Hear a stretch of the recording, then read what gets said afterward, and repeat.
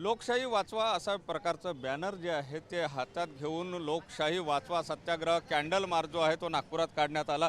राजीव गांधी पंचायत राज संघटन महाराष्ट्र नागपूर शहर यांच्या वतीने हा जो कॅन्डल मार्च काढण्यात आलेला आहे। आणि आपण जर या ठिकाणी बघितलं तर काँग्रेसचे आणि राजीव गांधी पंचायत राजचे मोठ्या प्रमाणात कार्यकर्ते जे आहे ते या कॅन्डल मार्चमध्ये सहभागी झालेले आहे।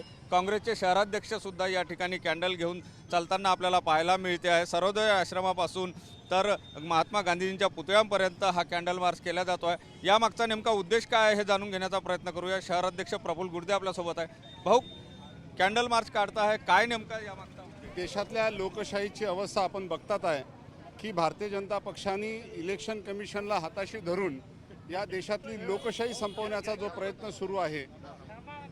मध्य प्रदेशमध्ये मीनाक्षी नटराजन यांचा राज्यसभेचा जो नामांकन अर्ज होता चुकीच्या पद्धतीने तो रद्दबादल करून ती जी जागा काँग्रेसची होती ती त्यांनी बीजेपीकडे घेतलेली आहे।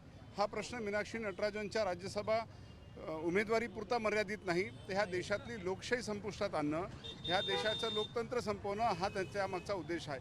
आता SIR नव्या पद्धतीनं आणलेला आहे। SIRच्या माध्यमातून सर्वसामान्य मतदारांना, गरीब, SC, ST, OBC, मायनॉरिटी मतदारांना मतदानापासून वंचित करणं, मतदानाचा जो संविधानिक अधिकार आहे त्यापासून वंचित करण्याचं जो षड्यंत्र आहे, त्यामुळे आम्हाला या देशातल्या लोकशाहीची चिंता आहे। आणि म्हणून गांधींचा जो मार्ग होता, जो शांततेचा मार्ग होता, सत्याग्रहाचा मार्ग होता, लोकशाही वाचवण्याचा सत्याग्रह आम्ही या ठिकाणी करतोय।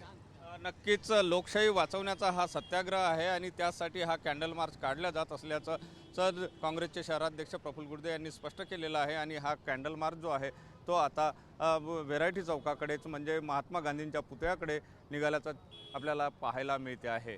कॅमेरामन साईसह सुनील ढगे, TV9 मराठी, नागपूर।